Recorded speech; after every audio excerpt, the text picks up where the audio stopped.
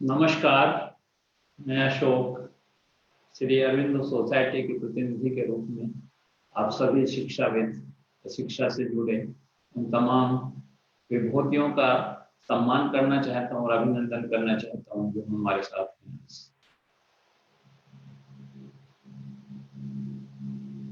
Shri Arvind society शिक्षा से जुड़ी है, इसलिए अस्तित्व शब्द का शिक्षा में क्या महत्व है इस पर हम चर्चा आपके साथ। आपको जानकारी के लिए मैं बता दूं कि श्री अरविंदो सोसाइटी केवल शिक्षा से जुड़ी ही नहीं है, बल्कि भारत सरकार द्वारा शिक्षा में शोध के कारण उसे राष्ट्रीय महत्व का दर्जा भी प्राप्त है। इसलिए हम शिक्षक के अस्तित्व की बात करें उससे पहले शिक्षक है कौन, इस पर थोड़ी सी हम चर्चा आपके साथ करना चाहते हैं। शिक्षक के बारे में विभिन्न महानुभावों ने अपने अपने मत दिए। किसी ने कहा है कि एक पीढ़ी में संचित जानकारियों को दूसरी पीढ़ी तक पहुंचाने का काम शिक्षक करता है। किसी ने कहा है कि बच्चे के अंतर मन में जो कुछ विशेष है उसे निकालने का काम भी शिक्षक करता है। किसी ने कहा है कि किसी भी शिक्षार्थी और विद्यार्थी को दिशा देने का काम भी शिक्षक करता है। किसी ने कहा है कि किसी भी व्यक्ति को अंधकार से प्रकाश में ले जाने का काम भी शिक्षक करता है।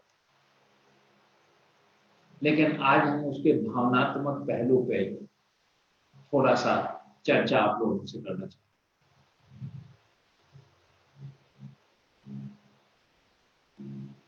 शिक्षक कौन है उसके बारे में हम आपको बताएंगे कि माँ के समर्पण का विश्वास है शिक्षक।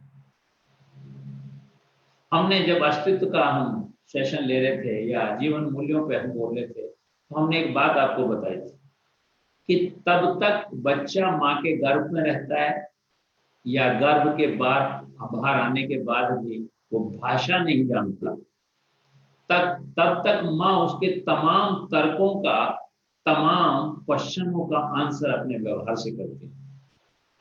लेकिन जब वो भाषा जान जाता है और थोड़ा बड़ा हो जाता है तो फिर माँ एक दिन उसकी उंगली पकड़कर अपने साथ साथ ले जाकर स्कूल में पहुंचती है और एक शिक्षक को हाथ सौंप देती है।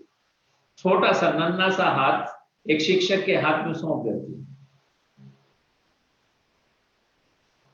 आपने देखा होगा कि बहुत सारी महिलाएं सर्विस करती हैं, शिक्षक वो शिक्षिका है या कहीं दूसरी अन्य जगह सर्विस, और उन्हें अपना बच्चा घर छोड़ के जाना पड़ता है अपनी दादी के साथ, अपने दादू के साथ, अपने सिस्टर के साथ या और संबंधी, यहाँ तक कि कभी कभी अपने पति के साथ। वहां पहुंचने, कार्यस्थल पर पहुंचने के बाद वो हर घंटे आधे घंटे के बाद एक रिंग करती है, घर एक कॉल करती है कि सब ठीक ठाक है, बच्चे ने खाना खा लिया, बच्चा सो रहा है, क्या कर रहा है। सच बात तो यह है कि माँ वो जानकारी प्राप्त करने के लिए फोन नहीं कर रही है कि मेरे बच्चे ने खाना खा लिया नहीं खा लिया, मेरा बच्चा सो रहा है नहीं सो रहा है। वो सच में ये जानना चाहती है कि मेरा बच्चा सुरक्षित भी है नहीं। चाहे वो नाता कोई भी, चाहे वो अपना पति क्यों ना हो, उसके साथ भी किसी भी माँ का व्यवहार ऐसे ही होता है कि मेरा बच्चा सुरक्षित है या नहीं है, वो जानने का प्रयास करती है। लेकिन जिस दिन वो उंगली पकड़ के उस नन्हे से हाथ को किसी शिक्षक के हाथ में देकर आती है, उस दिन एक बार भी फोन नहीं करती। और जब उस नन्हे से हाथ को शिक्षक के हाथ में सौंप के आती है तो बहुत प्रसन्नता के साथ स्कूल से बाहर आकर वो अपने मम्मी को, अपनी सहेली को, अपने पति को, सारे लोगों को बताती है कि आज तो सोनू स्कूल में दाखिल हो गया। आज उसके चेहरे पे एक प्रसन्नता है। वो प्रसन्नता उस दिन नहीं थी जब वो अपने बच्चे को अपनी दादी के पास छोड़ के जा रही थी। वो प्रसन्नता उस दिन नहीं थी जब अपने पति के पास छोड़ के जा रही थी। लेकिन आज जो प्रसन्नता है वो प्रसन्नता अलग तरह की। अर्थात वो माँ जो किसी भी रिलेटिव पे, किसी भी रिलेशन पे विश्वास नहीं करती अपने बच्चे की सुरक्षा का, आज उस शिक्षक पे वो सुरक्षा का विश्वास करती है, प्रफुल्लित, खुश है, सारे लोगों को बता रही है मेरा सोनू आज स्कूल गया, आज मेरे सोनू का स्कूल का पहला दिन। ये भाव कोई माँ शिक्षक के प्रति रखती। क्या समझते हैं आप कि माँ ही समर्पण करती है केवल? क्या शिक्षक उसके समर्पण की लाज नहीं रखता है? नहीं, ऐसा बिल्कुल नहीं। शिक्षक भी माँ के समर्पण की लाज रखता है, और उसका एक प्रत्यक्ष उदाहरण है, उससे प्रत्यक्ष उदाहरण कोई दुनिया में नहीं हो सकता। वो प्रत्यक्ष उदाहरण है चंद्रगुप्त का, वो प्रत्यक्ष उदाहरण है चाणक्य का। चाणक्य ने एक दिन धूल में दूसरे बच्चों को खेलते हुए देखा, और उसमें देखा कि एक बच्चा जो है वो लीडर बना हुआ बहुत सारे न्याय कर रहा था, एक राजा की भूमिका निभा रहा था। चाणक्य देखते रहे, उन्होंने पूरा बच्चे जो खेल रहे थे उसे पूरा देखा, और उन्होंने ये एहसास किया कि जो ये बच्चा लीडर बना हुआ, एक नेता बना हुआ, इस तरह का न्याय कर रहा है, इस तरह की एक्टिविटी कर रहा है, ये निश्चित रूप से एक दिन पूरे भारत का सम्राट बन सकता है। तो बच्चा था चंद्रगुप्त। चंद्रगुप्त महानंद जो मगध के शासक थे, उनकी कृतज्ञा पत्नी मूरा का इकलौता पुत्र। चाणक्य मूरा के पास पहुंच गए और कहा कि बहन, ये बच्चा मुझे चाहिए, अपना परिचय दे। उन्होंने कहा कि मैं एक प्रोफेसर हूं, मेरा नाम ये है, मैं इस बच्चे को योग्य बनाना चाहता हूं। और मूरा ने वही समर्पण किया। मूरा का समर्पण तो एक सामान्य माँ से भी ज्यादा था।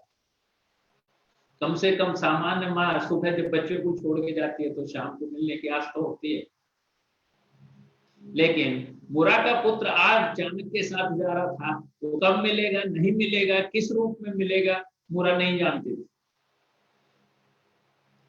तो मूरा माँ ने अपना संपूर्ण समर्पण के साथ उस नन्हे बच्चे का हाथ चाणक्य के हाथ में सौंप दिया, और चाणक्य ने गुरु की भूमिका पूर्णतः निभाई।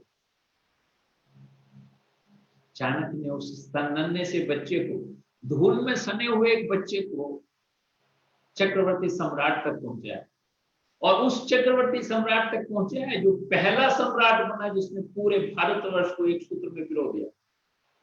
इतना सशक्त सम्राट बनाया चाणक्य ने। ये गुरु की ही भूमिका है, ये कोई गुरु ही कर सकता है, और ये माँ ही कर सकती है। ये समर्पण माँ कर सकती है, और उस समर्पण की जो लाज है वो गुरु रख सकता है। तो माँ के समर्पण का नाम है शिक्षक, और चंद्रगुप्त से चक्रवर्ती सम्राट तक बनाने का नाम है शिक्षक। सच बात तो ये है कि किसी भी व्यक्ति को उसकी परिपूर्णता तक पहुंचाने का नाम ही शिक्षक है। किसी व्यक्ति को परिपूर्ण और परफेक्ट बनाने का नाम ही शिक्षक है। हमने पिछले अपने सेशंस में बताया था कि किसी शिक्षक की भूमिका महत्वपूर्ण तब बन जाती है जब वो अपना ना थोप के बच्चे के अंदर क्या विशेष है उसे रिकॉग्नाइज करे, उसे पहचाने, उसे डेवलप करे, उसे विकसित करे, और उसे परिपूर्णता तक पहुंचाए। अगर वो ऐसा करता है तो सचमुच वो एक शिक्षक की पूरी भूमिका का निर्वहन कर रहा है। और जब किसी भी बच्चे को परिपूर्णता तक दिशा देता है पहुंचाने के लिए शिक्षक, तो यकीन मानिए कि जो सामान्य और अंधविश्वासों की जानकारी लिए बच्चा स्कूल में पहुंचता है या गुरु के विद्यालय में पहुंचता है, गुरु के पास पहुंचता है, उससे उसे एक्चुअल में ज्ञान के प्रकाश की ओर अग्रसर करता है शिक्षक। शिक्षक कौन है? भावनात्मक रूप से ये बात हमने आपको समझाने की कोशिश की, क्योंकि हम उसे उसी टॉपिक से जोड़ना चाहते हैं जिस पे हम कल बात की थी। तो हमने थोड़ा सा जिक्र किया कि शिक्षक कौन, शिक्षा क्या है, इस पे एक विस्तृत एक सेशन है हमारा, जिसपे हम शिक्षा के बारे में संपूर्ण विस्तृत रूप से आपके साथ बातचीत करें। इसलिए शिक्षा पे आज हम बहुत विस्तृत रूप से बात नहीं करें। हमने कल वायदा किया था आपसे कि अस्तित्व शब्द का शिक्षक और शिक्षा में क्या महत्व है, इस पर हम चर्चा करें। इसलिए इस चर्चा से पहले हमने थोड़ा सा ये बताने का प्रयास करा कि शिक्षक कौन है। अब शिक्षक का अस्तित्व क्या है वो हम जानने का प्रयास करें।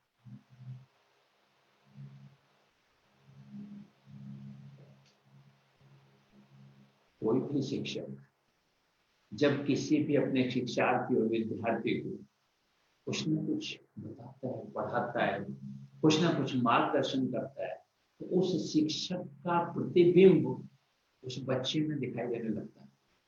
और इससे बड़ा उदाहरण शायद दुनिया में कोई नहीं है कि रामकृष्ण परमहंस जब विवेकानंद से मिले, तो बड़ा रोचक किस्सा है। विवेकानंद का नाम नरेंद्र था दोस्तों। नरेंद्र जब परमहंस के पास पहुंचे तो उनकी बातें सुन के परमहंस जी को ये लगने लगा कि ये बच्चा ज्ञानवान तो है, लेकिन ईश्वर में उसकी श्रद्धा नहीं है, गुरु में उसकी श्रद्धा नहीं है।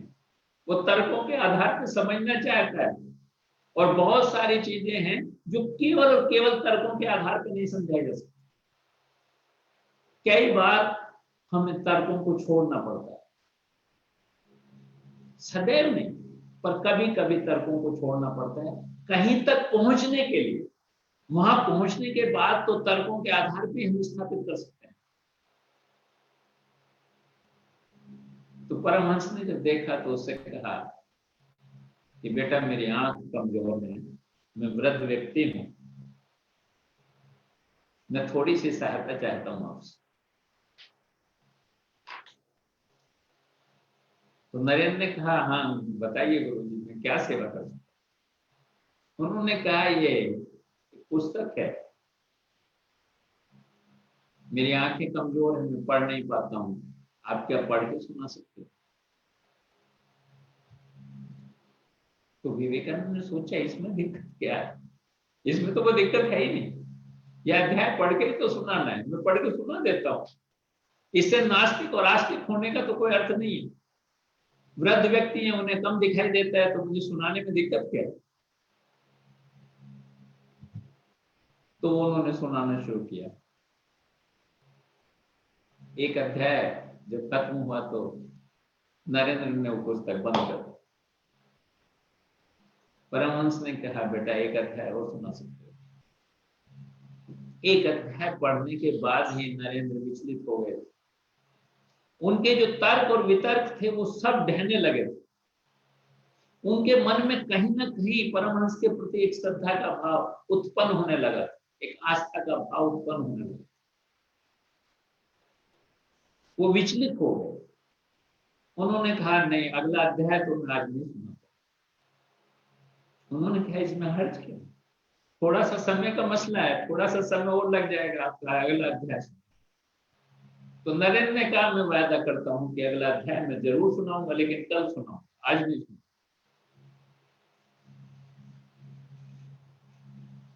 ये गुरु की महिमा है कि वो बच्चे को किस तरह से डील करके अंधकार से प्रकाश की तरफ ले जाना चाहता है। अगले दिन नरेंद्र और विवेकानंद समय पर पहुंचे। उन्होंने कहा कि गुरुजी आपने कहा था ना वो सेकंड अध्याय सुनाने के लिए, मैं उसे सुनाने के लिए आया। उन्होंने कहा ठीक है बेटा सुनाइए। परमहंस जी ध्यान मग्न होकर बैठ गए और नरेंद्र ने पढ़ना शुरू किया। दूसरा अध्याय सुना दिया और दूसरा अध्याय सुनाने के बाद ना तो परमहंस ने कहा कि तीसरा अध्याय सुना दो, और ना ही नरेंद्र ने विरोध किया कि मैं तीसरा अध्याय नहीं सुनाऊंगा। परिणाम ये निकला कि दोनों ने मूक भाषा में यह तय किया कि आप प्रतिदिन आएंगे और मुझे एक अध्याय रोज सुनाएंगे,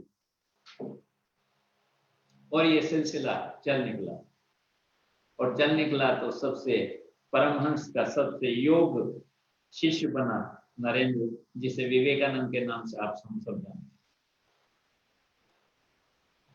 आपके मन में एक बात जरूर होगी कि जो पुस्तक का अध्याय परमहंस जी पढ़वाना चाहते थे नरेंद्र से, वो पुस्तक क्या थी? वो पुस्तक थी अष्टवक्र गीता। कभी चर्चा में अष्टवक्र के बारे में हम जरूर जिक्र करें, विस्तार से जिक्र करें। वही विवेकानंद जब अमेरिका पहुंचे और उन्होंने बहुत अच्छा भाषण दिया, लोगों को मोहित किया और लोगों को प्रभावित किया, सारी दुनिया को बताया कि भारतीय संस्कृति भाई और बहन में, कुटुंब में विश्वास करती है। तो पूरे अमेरिका में, पूरे उन तमाम लोगों में जो सम्मेलन था, उनमें जो चर्चा हुई श्री विवेकानंद की, वो निश्चित रूप से प्रशंसनीय थी। तो वहां एक पत्रकार ने पूछा कि आपका परिचय क्या है? कितना सुंदर परिचय दिया वो मैं आपको बताता हूं। विवेकानंद ने कहा कि मैं अपने गुरु श्री परमहंस का एक प्रतिबिंब मात्र हूं। तो किसी भी गुरु का अस्तित्व इस बात पर निर्भर करता है कि उसके व्यक्तित्व का हिस्सा उसके शिष्यों में प्रतिबिंबित हो रहा है या नहीं हो रहा है।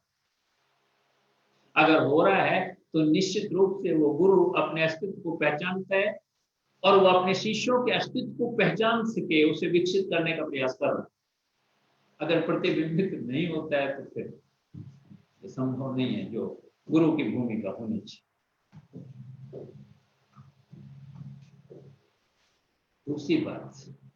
दूसरी बात कि कल गुरु तो नहीं रहेगा,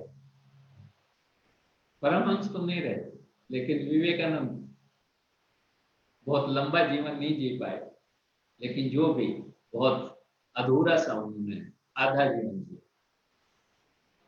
उस जीवन काल में उन्होंने जो कुछ उपलब्धियां की, उन्होंने सदैव श्री परमहंस रामकृष्ण परमहंस को जीवित रखा, या श्री रामकृष्ण परमहंस उनकी वाणी पे सदैव विराजे, वो जीवित रहे। तो किसी भी गुरु का अस्तित्व इस बात पर निर्भर करता है कि वो रहे या ना रहे, लेकिन जब तक उसके शिष्य रहें तब तक उसका अस्तित्व है। दो मोटी सी बातें हमने शिक्षक के अस्तित्व के बारे में बताई। एक बात बहुत महत्वपूर्ण होती है जब हम ये सेशन करते हैं शिक्षकों के साथ, शिक्षा अधिकारियों के साथ, शिक्षाविदों के साथ, तो एक प्रश्न जरूर उठता है। वो अप्रत्यक्ष और प्रत्यक्ष रूप से, कभी प्रत्यक्ष रूप से तो कभी अप्रत्यक्ष रूप से वो इस बात पर उठता है कि शिक्षक के मन में भाव आता है कि मैं अपने अस्तित्व को कैसे पहचानूं। कई बार तो इस भ्रम की स्थिति में होता है शिक्षक कि मेरा कुछ अस्तित्व है भी या नहीं। इस ऊहापोह की स्थिति को खत्म करने के लिए हम एक छोटी सी कहानी सुना के अपनी बात स्थापित करना चाहते हैं। वो कहानी है महर्षि चरक। महर्षि चरक आयुर्वेद के एक ऋषि थे जो आयुर्वेद के बारे में बहुत ज्ञान रखते। जब व्रत हो गए, आश्रम में रहने लगे, तो उन्होंने निश्चय किया कि इस विद्या को जीवित रहे, इसके लिए मैं कुछ शिष्यों को उसके योग बनाऊं। और समाज से उन्होंने कुछ शिष्यों को आमंत्रित। उन्होंने कहा कि मैं कुछ शिष्य चाहता हूं और चाहता हूं कि उन शिष्यों को जो मेरे पास है वो मैं बांट जाऊं। सच बात तो ये है कि सच्चा गुरु वही है कि जो उसने अपने जीवन में कमाया है, जो प्राप्त किया है, जो अनुभव किया है, वो सब अपने शिष्यों में बांट जाए, कुछ भी साथ ना लेके। तो सच्चाई तो ये है कि अगर आप सब कुछ बांट जाएं तो फिर शायद इस दुनिया में आने जाने का जो क्रम है वो टूट सकता है। और यही तो चाहता है, वो चाहता है कि इस दुनिया में आने जाने का जो क्रम है उससे मुक्ति मिल जाए। इसीलिए तो प्रयास करता है मनुष्य, सारे जीवन इसी से प्रयास करता है कि इस जीवन में जो कुछ कठिनाइयों का सामना करना पड़ा है, जो संघर्ष मैंने किए हैं, उनसे मुक्ति पा जाए। वो तभी संभव है जब यहाँ आवागमन खत्म हो जाए। तो शायद चरक, महर्षि चरक ने भी यही सोचा होगा। उन्होंने सोचा होगा कि मैंने जो भी कुछ आत्मसात किया है, मैंने जो भी कुछ जिया है, जो मैंने कुछ प्राप्त किया है, जो अनुभव किया है, वो अपने शिष्यों में बांटा। तो उन्होंने शिष्यों को कहा, शिष्यों को बुलाया, उन्हें पूरा अध्ययन कराया। अब वो चाहते थे कि ये चिकित्सक के रूप में, एक वैद्य के रूप में समाज में जाए और सेवा करें। तो उन्होंने उन सबका रिटन एग्जाम दिया। रिटन एग्जाम लिया तो करीब करीब सब पास हो। तो उन्होंने शिष्यों से कहा कि आप कल आएंगे और कल आपका एक प्रयोगात्मक परीक्षा होगी। शिष्य बड़े आश्चर्यचकित। शिष्यों में सब में जिज्ञासा थी कि प्रयोगात्मक परीक्षा में गुरुजी पता नहीं क्या करते। शिष्य कल पहुंच गए। सुबह जब सीधे गुरुजी के पास पहुंचे तो उन्होंने कहा, सर आपने हमें कहा था कि प्रयोगात्मक परीक्षा होगी और इसमें जो लोग पास होंगे वो ही समाज की सेवा के लिए जा सकेंगे, अन्यथा उन्हें और ज्ञान की आवश्यकता। तो सर आज हमें क्या करना? तो महर्षि चरक ने कहा, देखो बच्चों, आज आपकी जो प्रयोगशाला है, ये पूरा जंगल है जहां मेरा आश्रम है, इसके इर्द गिर्द जितना भी जंगल है वो सब आपके प्रयोगशाला। आपको आज जंगल में निकलना है और जंगल से कोई भी एक चीज, एक वस्तु, एक जीव, कुछ भी ऐसा लेके आना है जिसका कोई उपयोग ना हो, जो अनुपयोगी, जिसमें कोई गुण ना हो, ऐसा कुछ लेके आना।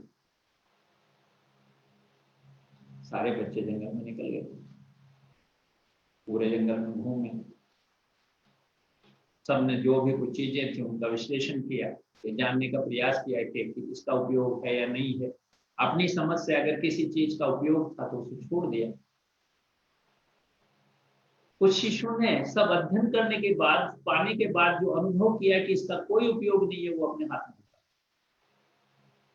जब सारे शिष्य इकट्ठे हुए शाम को तो महर्षि के सामने सब उपस्थित हुए। सब अपने हाथ में कुछ न कुछ लिए हुए। एक बच्चा एक कांटा लिए हुए। जब उससे पूछा महर्षि ने कि आप क्या लेके आए, तो उसने दिखाया कि सर मेरे हाथ में एक कांटा है, ये तो मनुष्य के पैर को या किसी के पशु के पैर को घायल ही करता है, ये इसका कोई उपयोग नहीं हो सकता। तो महर्षि चरक ने कहा कि देखो बेटा, अगर आप जंगल में जा रहे हैं और आपके पैर में कांटा लग जाए तो और कोई साधन तो आपके पास है नहीं उसे कांटा निकालने के लिए। आप उस कांटे को इसी कांटे से निकालेंगे तो इसका तो बहुत बड़ा उपयोग। आपका कांटा नहीं निकलेगा तो आप चल ही नहीं पाएंगे, आप यात्रा पूरी नहीं कर पाएंगे। तो उस कांटा जो आपके पैर में लग गया उसे निकालने का एक ही तरीका है कि आप दूसरा कांटा लें और उसकी नोक से उस कांटे को निकालो। तो दूसरे बच्चे ने कहा कि सर ये एक जड़ी बूटी है, इसे गलती से मैंने छू लिया, तब से छुआ है, तब से खुजली हो रही है पूरे से, ये तो सिवा कष्ट की और कुछ नहीं कर सकते, ये तो शरीर को कष्ट ही देते। तो महर्षि चरक मुस्कुराए और उन्होंने कहा कि इस जड़ी बूटी की एक कहानी है जो मैं आपको सुनाना चाहता हूं। उन्होंने कहा कि एक बार रावी नदी के तट पे सेल्यूकस अपनी सेना के साथ खड़ा था, एक किनारे पे, एक तट पे, और दूसरे तट पे चंद्रगुप्त अपनी सेना के साथ था। रावी नदी उफान पे थी, सब रात की इंतजार कर रहे थे, रात खत्म हो तो युद्ध हो। लेकिन चंद्रगुप्त की सेना थोड़ी कमजोर थी। चंद्रगुप्त की सेना इसलिए कमजोर थी कि उसे बहुत सारे जो सहयोगी राजा थे, भारतवर्ष में पहले छोटे छोटे राज्य थे, सबकी अपनी सेनाएं थी। निश्चित रूप से वो चंद्रगुप्त का आधिपत्य स्वीकार करते थे, लेकिन उनका अपना अस्तित्व अलग था। वो सारी सेनाएं अगर आके चंद्रगुप्त के साथ जुड़ जाती, जो जिन्होंने वायदा किया था कि एक दिन का समय चाहिए, हम अपनी सेना लेके आपके साथ पहुंच रहे हैं युद्ध के लिए, तो एक दिन का समय चाहिए था चंद्रगुप्त को सेल्यूकस से युद्ध करने के लिए कि वो युद्ध कर सके।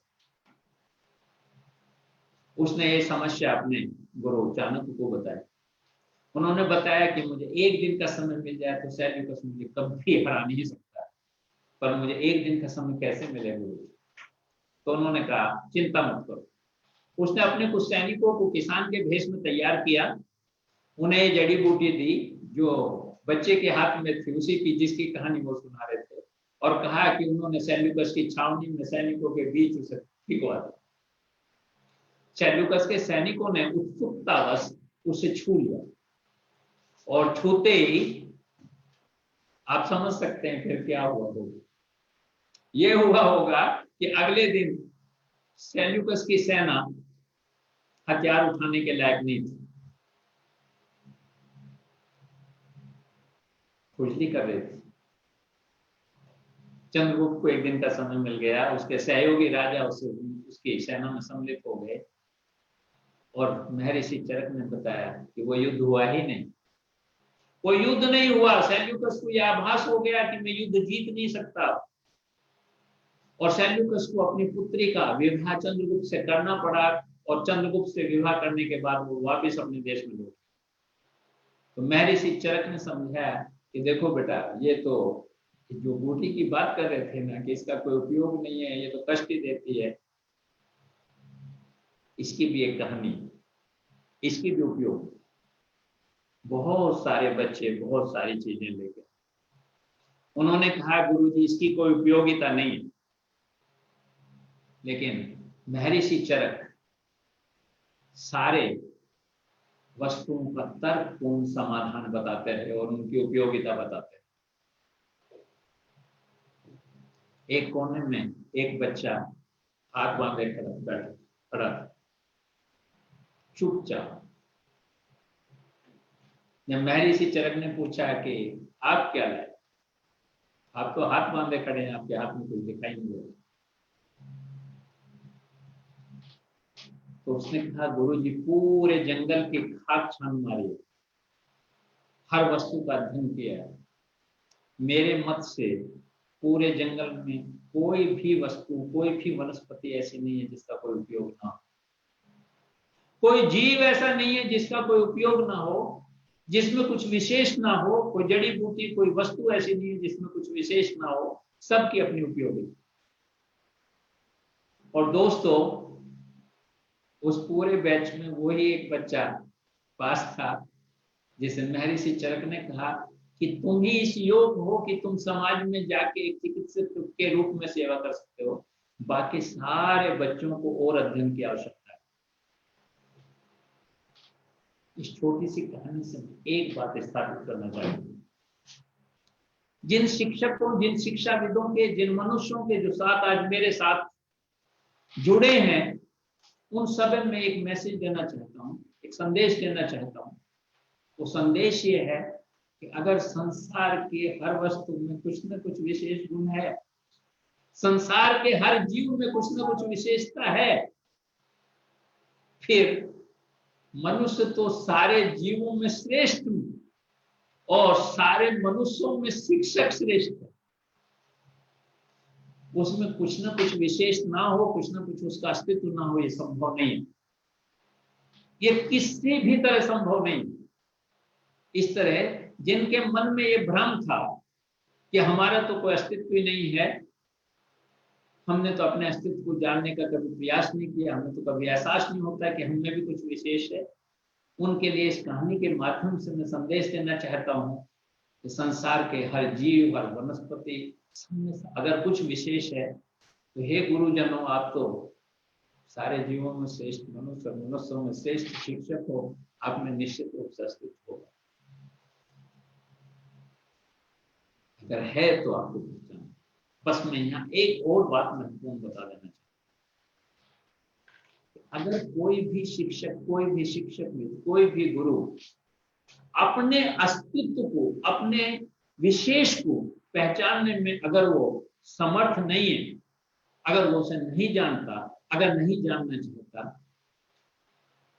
तो शायद ये सच है कि वो अपने विद्यार्थी के विशेष को भी वो पहचान नहीं पाए। और अगर पहचान नहीं पाएगा तो उसे विकसित नहीं कर पाएगा, और अगर विकसित नहीं कर पाएगा तो संपूर्ण शिक्षा विद्यार्थी और शिक्षार्थी को नहीं मिलेगी। इसलिए निश्चित रूप से जो अस्तित्व शब्द है वो शिक्षक के लिए बहुत बहुत महत्वपूर्ण है। इसलिए महत्वपूर्ण है कि वो उसे आत्मसात करे और विद्यार्थी के अस्तित्व तक पहुंचे। आज का सेशन हम यहीं संपूर्ण करने का प्रयास करते हैं। अगला जो सेशन है हम उस पर आपको थोड़ा सा चर्चा करेंगे कि समाज में शिक्षक का क्या योगदान है, क्या उसकी भूमिका है, तो समाज को क्या दे सकता है, और किसी भी विद्यार्थी के साथ शिक्षा का क्या महत्व है और उस महत्व को वो कैसे समाज को बता सकता है, समझा सकता है। शिक्षा के बारे में, गुरु के बारे में हमारा अमूमन क्या दृष्टिकोण है, लेकिन वास्तविकता में क्या दृष्टिकोण होना चाहिए, इस पे हम चर्चा आपके साथ करेंगे। आज का जो विषय था शिक्षक का अस्तित्व, उस पे अगर किसी के मन में कोई भी जिज्ञासा हो, किसी के मन में कोई भी प्रश्न हो, तो निश्चित रूप से उसे दूर करने का मैं प्रयास करूंगा। आपके संदेह को, आपके अविश्वास को विश्वास में बदलने का प्रयास करूंगा। मैं पूरा कोशिश करूंगा कि जो मेरे पास ज्ञान है, जो मेरा अध्ययन है, जो मेरा अनुभव है, उसके आधार पर मैं आपके संदेह को दूर कर सकूं। अगर कर पाया तो मेरा सौभाग्य होगा, नहीं कर पाया तो मैं विश्वास दिलाता हूँ, मैं और अध्ययन करूंगा और अनुभव करूंगा और जानने का प्रयास करूंगा। लेकिन आपके जो प्रश्न है उसका जवाब देने का अब नहीं तो अगले सेशन में प्रयास करूंगा। मैं आपको आमंत्रित करता हूँ, हृदय से आमंत्रित करता हूँ, किसी के मन में कोई भी भाव हो जो आज से सेशन से संबंधित है, थोड़ा बहुत तो इधर उधर भी चल सकता है, लेकिन बेहतर है कि शिक्षा और शिक्षक से संबंधित हो, अस्तित्व से संबंधित हो, जिन विषयों पे हम बातचीत कर रहे हैं। क्योंकि ये सेशन बहुत लंबे चलेंगे, एक सीरीज है जो हम कंटिन्यू 1 घंटा आपके साथ, आधा घंटा आपके साथ बात करेंगे, आधा घंटा आपके क्वेश्चन आमंत्रित करेंगे। ये सीरीज लंबी चलाएंगे, वो हमारे पास जो कुछ है वो सब आप तक पहुंचाने का प्रयास करेंगे। इसलिए बहुत धैर्य की आवश्यकता है, बहुत उतावलेपन की आवश्यकता नहीं है। इसलिए बेहतर होगा कि आप जो संबंधित विषय है उससे कनेक्टेड अगर प्रश्न पूछेंगे तो हमारे लिए भी आसान होगा और आपके लिए भी अच्छा होगा। धन्यवाद।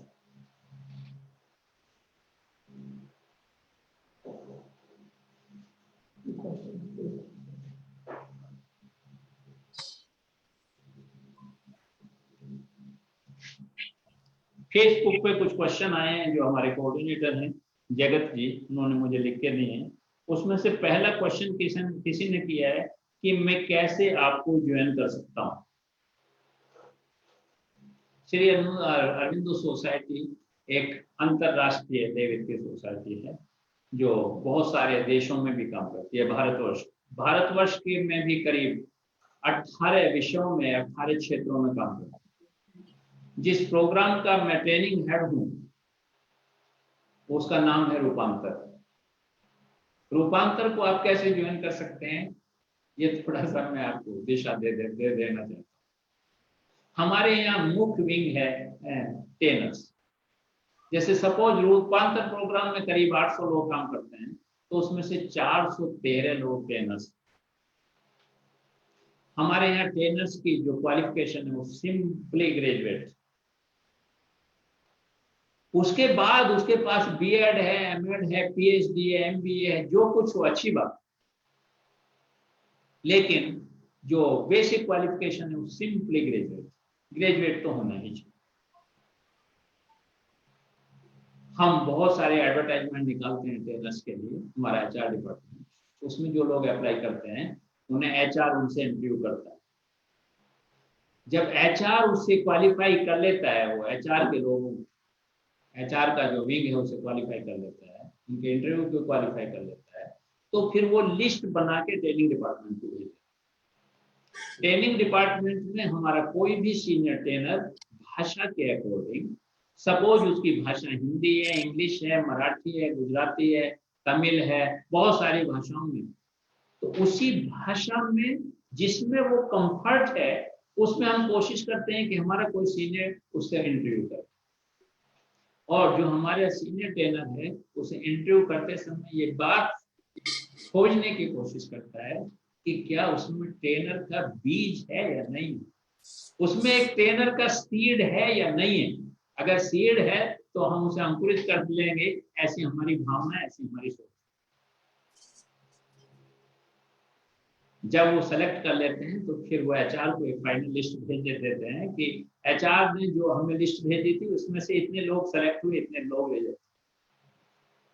एचआर उन लोगों को ट्रेनिंग के लिए गाजियाबाद या दिल्ली किसी भी हमारे सेंटर को बुलाते। जब वो लोग आते हैं तो उनका, चाहे वो दिल्ली हो चाहे वो गाजियाबाद हो, ट्रेनिंग शुरू करने से पहले मैं सभी लोगों से 2-3 मिनट जरूर मिलता हूँ। और मैं ये कोशिश करता हूँ कि हमारा जो सीनियर ट्रेनर था, कहीं उसने कहीं कोई गलती तो नहीं कर दी। अगर मैं कंफर्म हो जाता हूँ कि हाँ वो निश्चित रूप से ठीक है, तो फिर हमारे यहाँ 3 दिन की उसकी ट्रेनिंग होती है, बल्कि 2 दिन की उसकी ट्रेनिंग होती है।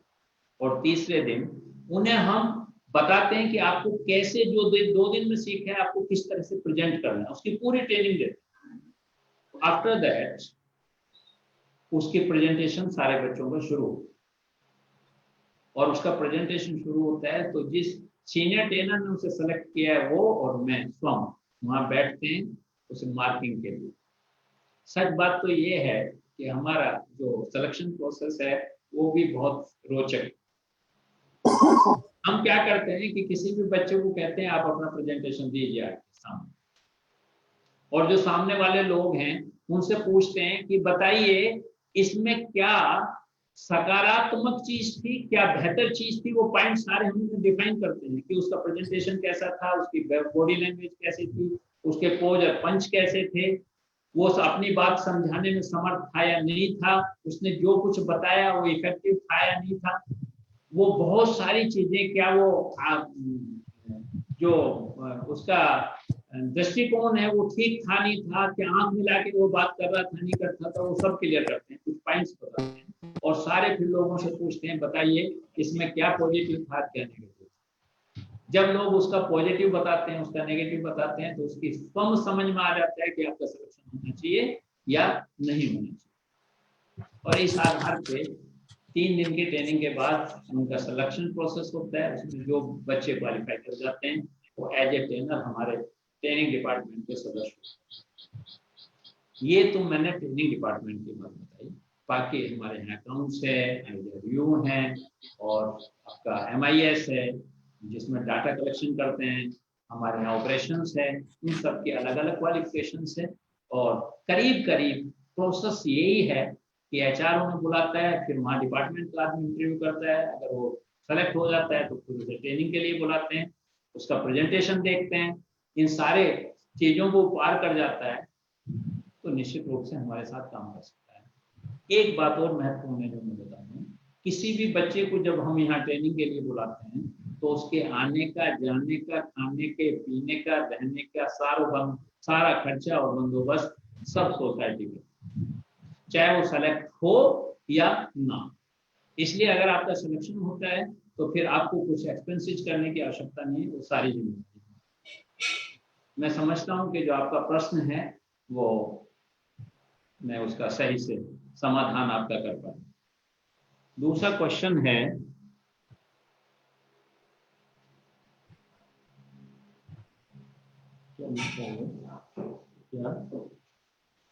प्राइवेट शिक्षक भी जुड़ सकता है। हाँ, दूसरा क्वेश्चन है कि क्या प्राइवेट शिक्षक भी जुड़ सकते हैं। अगर आप हमारे कंटिन्यू सेशन देख रहे हैं तो जब हमने ZIIEI जो हमारा एक प्रोग्राम है, zero investment innovation for education initiative, शिक्षा में शून्य निवेश नवाचार, उसे डिफाइन किया था शायद बीते हुए कल, उसमें लास्ट में एक बात बताई थी कि ZIIEI या शिक्षा में शून्य निवेश नवाचार केवल और केवल गवर्नमेंट शिक्षकों के लिए हमने निर्धारित किया था। लेकिन उसमें जब हमने महसूस किया कि बहुत सारे शिक्षक, चाहे वो ट्यूशन पढ़ाते हैं, चाहे किसी प्राइवेट सेक्टर में कहीं भी हैं, तो निश्चित रूप से उनका भी कोई योगदान भारत के लिए, देश के लिए, शिक्षा के लिए, शिक्षा प्रणाली के लिए है और हो सकता है। तो हमने एक प्रोग्राम निकाला TIA, टीचर्स इनोवेशन अवार्ड। तो उसमें आप ऑनलाइन अपना नवाचार भेज सकते हैं, आप हमसे जुड़ सकते हैं। उसका विस्तृत जानकारी आपको जो है आपके ZII का जो हमारा पोर्टल है उसमें मिल जाएगी।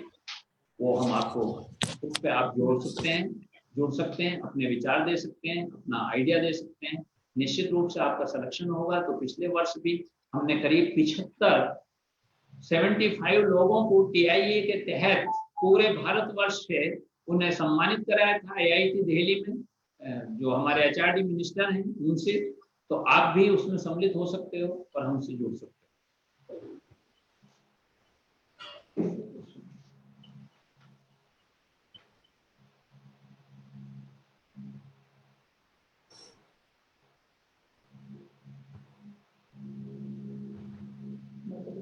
तीसरा क्वेश्चन है कि सुरजीत कुमार जी हैं कोई, जो कहीं प्रिंसिपल हैं, उन्होंने इच्छा जाहिर की है कि वो मेरे से कॉल पे बात कर सकते हैं। मैं जानकारी के लिए बता दूं कि जितने भी मेरे ट्रेनर्स हैं या मेरे से संबंधित डिपार्टमेंट के लोग हैं, उन सारे लोगों के लिए नाइट में 9 बजे से 10:30 बजे का मैंने टाइम फिक्स किया है। उसके बीच में कोई भी व्यक्ति अगर मुझे कॉल करेगा, अगर मैं बिजी भी हूँ तो मैं उसे कॉल बैक करूंगा। आप मुझे नाइट में 9 बजे से 10:30 बजे के बीच में कभी भी कॉल कर सकते हैं, केवल संडे को छोड़ के। संडे तो मुझे भी थोड़ा सा रेस्ट चाहिए, बाकी आप किसी भी दिन कॉल कर सकते हैं। आपका जो भी जिज्ञासा होंगी उसे मैं निश्चित रूप से शांत करने का प्रयास करूंगा। नेक्स्ट क्वेश्चन है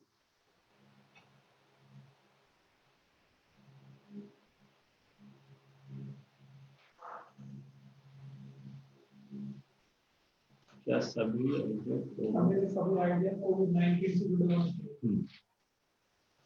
नेक्स्ट क्वेश्चन है, तो उन्होंने पूछा है कि क्या हम जो आइडिया देना चाहते हैं, आपका एक प्रोग्राम है कि उसमें कोविड-19 से जुड़े होने चाहिए। ऐसा नहीं है।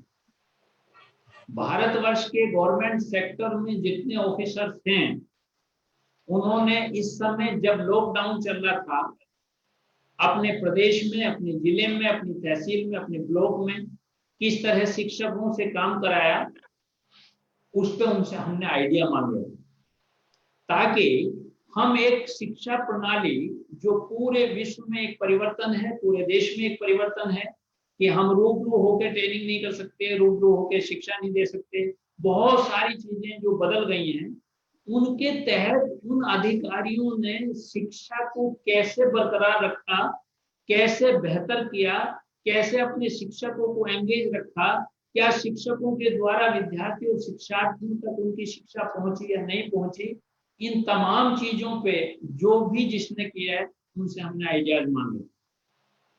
लेकिन ऐसी कोई बाउंडेशन नहीं है। अगर कोई गवर्नमेंट सेक्टर से भी नहीं जुड़ा है और वो किसी संस्था में है, शिक्षा संस्था में है, वो चाहते हैं कि हम भी अपने कुछ आइडिया दें कि इस समय में हमने इस समय का सदुपयोग कैसे बेहतर किया, तो निश्चित रूप से आपके तमाम आइडिया सम्मान योग्य हैं। ऐसा बिल्कुल नहीं है कि कोविड-19 के समय आपने क्या आइडिया, इससे संबंधित आइडिया ही आपके सिलेक्ट होंगे। ऐसा नहीं है। ऐसा केवल हमने जो उन शिक्षकों ने, उन ऑफिसर्स ने जो प्रोसीजर अपनाया उसे जानना चाहते हैं, ताकि पूरे देश में अगर कुछ बेहतर है तो हम हायर लेवल के ऑफिसर्स और नेताओं को बता सकें कि हमारे जो शिक्षा अधिकारी हैं उन्होंने इस तरह से करके एक बेहतर रिजल्ट प्राप्त किया है, आप पूरे देश में इसे लागू करके एक बेहतर रिजल्ट प्राप्त कर सकते हैं। सामान्य तौर पे आप जो हमारा जेडआई या ईआई का प्रोग्राम है उसमें अपना आइडिया भेज सकते हैं, उसमें तमाम टीआईए में अपना आइडिया भेज सकते हैं।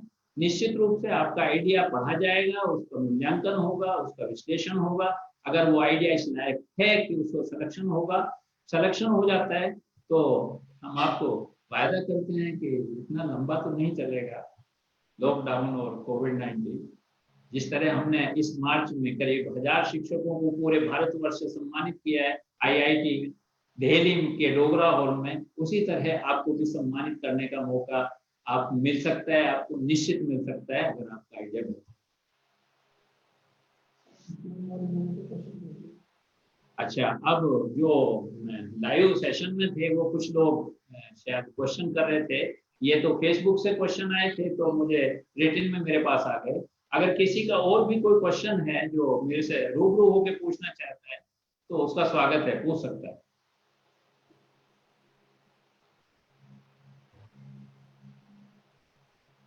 प्रणाम सर।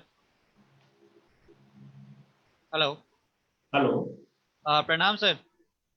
खुश रहो। सर मेरा अस्तित्व के ऊपर एक क्वेश्चन था हाँ, कि जब आवाज आ रही है सर? हाँ, मुझे आवाज आ रही है। तो सर मेरा अस्तित्व के ऊपर एक प्रश्न है कि जैसे सभी बच्चे होते हैं, सभी का मेंटल लेवल अलग होता है, साइकोलॉजिकल लेवल अलग होता है, और सभी अपना अस्तित्व नहीं पहचान पाते हैं और उसके कारण सही दिशा में आगे नहीं बढ़ पाते। तो उसके लिए क्या बदलाव किया जा सकता है और कैसे हम बच्चे को आइडेंटिफाई कर सकते हैं कि हाँ ये तुम्हारा अस्तित्व है और तुम इस दिशा में आगे बढ़ सकते हो। अभी शायद फर्स्ट डे का जो सेशन था जिसमें जीवन मूल्य पर मैं बातचीत कर रहा था, किसी शिक्षिका ने मेरे से क्वेश्चन पूछा था जो आपसे मिलता जुलता है, वो मैंने जवाब दिया था, उसे शायद मुझे रिपीट करना पड़ेगा। जब हमारे घर में अपने बच्चे होते हैं तो हम बहुत छोटी सी उम्र में उसे बांधना शुरू कर देते। बहुत सारे जो चाइल्ड साइकोलॉजिस्ट हैं वो तो ये कहते हैं कि जो लंगोटी बांधी जाती है बच्चे को वो भी बंधन है, वो भी नहीं बंधनी चाहिए।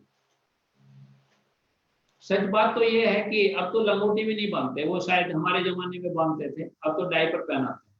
उसका मल उसी के साथ रहता है, उसका मूत्र उसी के साथ रहता है, कई घंटों तक रहता है, वहीं से बंधन शुरू कर देते। फिर थोड़ा सा बड़ा होता है तो उसकी एक्टिविटीज पे बंधन शुरू कर देते। वो कुछ शैतानी करता है तो हम रोकते हैं।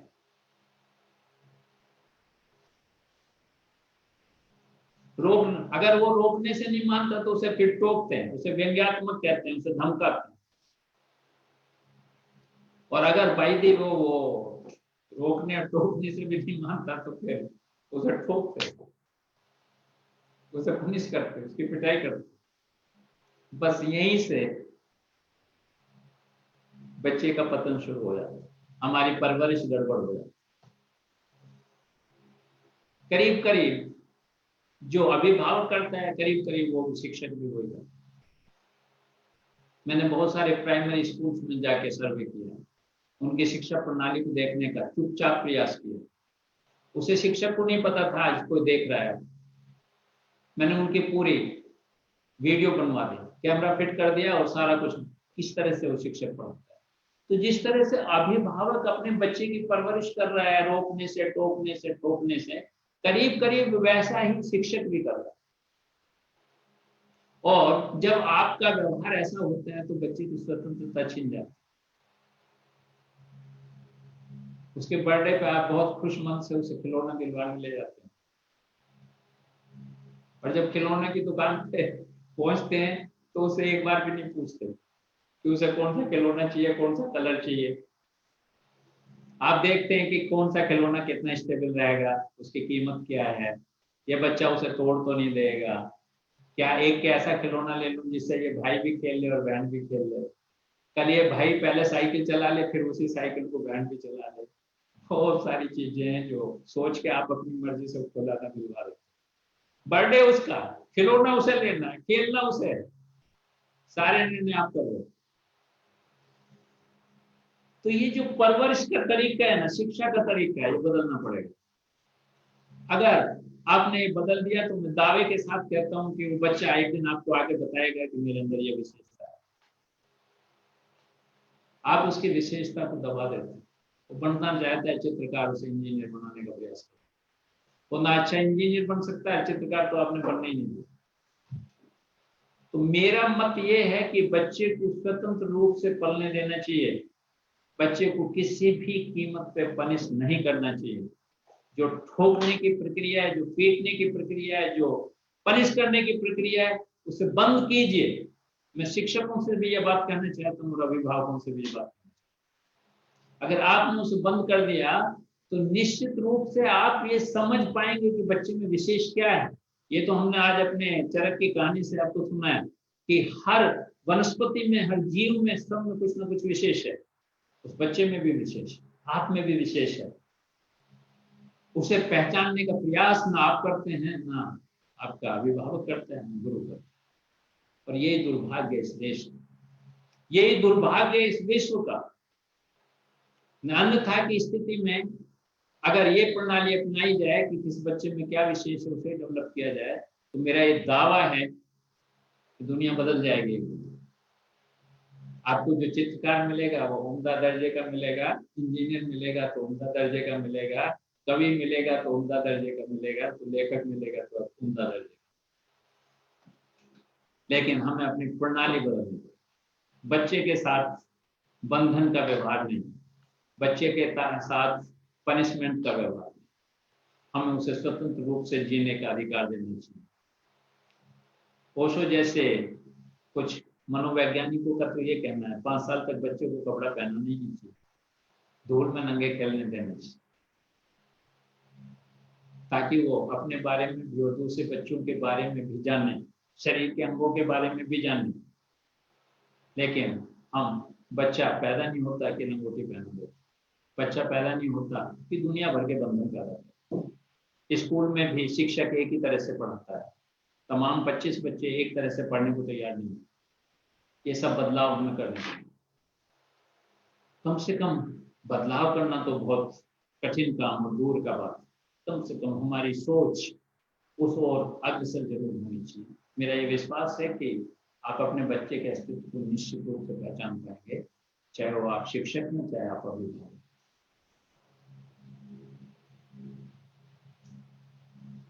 और किसी का कोई क्वेश्चन तो पूछ।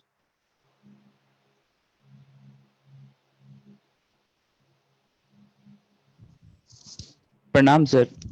सर मेरा क्वेश्चन ये है सर कि आज के समय में शिक्षक किस तरह का होना चाहिए, उनका अस्तित्व किस तरह आकलन किया जाना चाहिए, क्योंकि यदि आज के समय में कहा जाए तो शिक्षकों का भी अपना संघर्ष है, अपना जीवन है, अपना परिवार है। तो सर यदि वो बच्चे को पढ़ाते हैं, सिखाते हैं, तो किस तरह उनको आदर्श शिक्षा दे सकते हैं, किस तरह बच्चे के अस्तित्व को जागृत कर सकते हैं, क्योंकि वो अपने ही अस्तित्व से आखिरकार लड़ते रहते हैं। तो सर पहले शिक्षक को किस तरह का अपना अस्तित्व में परिवर्तन करना चाहिए, तब जाके वो बच्चे को सही से आकलन कर सकते हैं। सर इसके बारे में थोड़ा कुछ बताएं sir. Your good name? Sir Ramesh sir. Ramesh, हमने सबसे पहले गवर्नमेंट टीचर्स के साथ काम शुरू किया। आपको पता नहीं जानकारी है नहीं है, लेकिन कोई भी प्राइमरी टीचर जब अपनी सर्विस शुरू करता है, जब अध्यापन शुरू करता है, तो उसे सभी स्टेट्स में 30 से 40 हजार के बीच में पैसा मिलता है। और जब वो रिटायर होता है तो करीब करीब 1 लाख रुपया पर मंथ मिलता है। उसकी पेंशन भी करीब 30-40 हजार रुपये होती है। तो कुछ आर्थिक संकट में तो है नहीं शिक्षक। मैं गवर्नमेंट की बात कर रहा हूँ, फिर दूसरे पे आऊँ। जो समय है, जो मजदूर काम करता है कोई भी, किसी भी असंगठित क्षेत्र में या संगठित क्षेत्र में, वो कम से कम 8 घंटे की ड्यूटी देता है और 2 घंटा उसका आने जाने में होता है, तो 10 घंटे मिनिमम 10 घंटे उसके खर्च होता है। शिक्षक 5 या 6 घंटे का उसका स्कूल होता है। अगर 2 घंटे उसमें जोड़ भी ले जाएं तो 8 घंटे हो गया। तो सामान्य मजदूर से सामान्य कर्मचारी से वो 2 घंटे कम काम करते। अब महत्वपूर्ण यह है कि वो जो समय का उपयोग है वो पशुओं की तरह बच्चों को डंडा लेके घेरने में कर रहा है या बच्चों का डेवलपमेंट कर रहा है। इसका उदाहरण है हमारे सामने। इसका उदाहरण है कि आज हमारे पास कई सौ आइडियाज हैं जो इम्प्लीमेंट किए शिक्षक ने अपने स्कूल में। उन्होंने ये सिद्ध करके दिखाया कि इसी समय में, इसी तनख्वाह में, इसी भाव के साथ हम स्कूल को स्वर्ग बना सकते हैं। उन्होंने अपने स्कूल को स्वर्ग बना रखा। पेड़ पौधों से लदा हुआ स्कूल, फलदार वृक्षों से महकता हुआ स्कूल, गुलाब के पंखुड़ियों से बनी हुई क्यारियां, कमरे साफ सुथरे, सभी उन संसाधनों में उसी वक्त में शिक्षक ने वो सब कुछ करके दिखाया। तमाम शिक्षक तो नहीं कर सकते। इसलिए नहीं कर सकते हैं कि शायद उन्हें कोई मोटिवेट करने वाला नहीं था। हमने वो कार्य शुरू किया। हमने तमाम शिक्षकों में संदेश भेजा है कि अगर भारतवर्ष के 1000 शिक्षक बहुत बेहतर करके दिल्ली में आकर सम्मान पा सकते हैं श्री अरविंदो सोसाइटी से, एचआरडी मिनिस्टर से, तो पूरे भारतवर्ष के लाखों शिक्षक भी वो काम कर सकते हैं। इसलिए हमने 14 भाषाओं में अनुवादित किया है अपने तमाम आइडियाज को, 54 बुक्स में संकलित किया है और 54 बुक्स को पूरा ऑनलाइन कर दिया है। किसी भी भाषा का व्यक्ति किसी भी भाषा में दिए गए नवाचार को अपनी भाषा में पढ़ सकता है। इसलिए मैं ये उम्मीद रखता हूं कि निश्चित रूप से जो क्रांति है ना, वो शिक्षक को अपना अस्तित्व पहचानने में मदद करेगी, जो हम करना चाहते हैं। और मदद करेगी तो ये दुनिया बदलेगी, देश बदलेगा। इस उम्मीद के साथ छोटा सा क्वेश्चन है। क्या क्वेश्चन है? क्वेश्चन ये है जो हम से हमारे क्वेश्चन होते हैं इसका प्रभाव काफी कम समय के लिए होता है। हम क्या करें जिसका प्रभाव हमेशा भी रहे? किसी का क्वेश्चन है कि हम जो ट्रेनिंग करते हैं, जो हम बातें करते हैं, उनका प्रभाव बहुत अल्प समय के लिए होता है। हाँ, निश्चित रूप से हमने भी यही सोचा। इसीलिए हमने अपने विचारों को धरातल पर उतारने का प्रयास किया है। जब तक केवल हमें आइडिया मिलते थे तब तक वो बुकों में संकलित थे, तब तक बुकों तक सीमित थे। लेकिन एक प्रोग्राम हमने शुरू किया है, इनोवेटिव पाठशाला।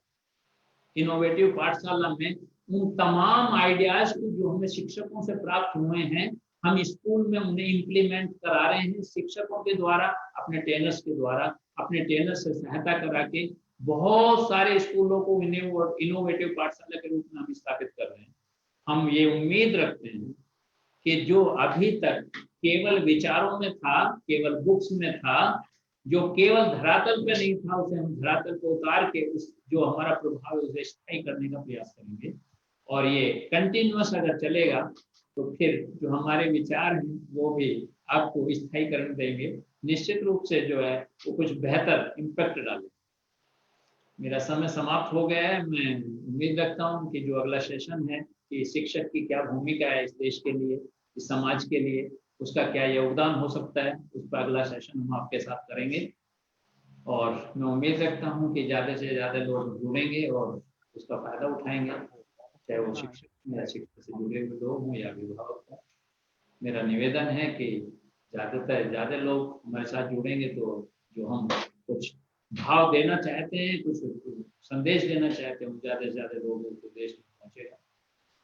हार्दिक धन्यवाद। आप सबने हमारी बात बहुत ध्यान से सुनी। बार बार मैं धन्यवाद करना चाहता हूँ। हार्दिक धन्यवाद।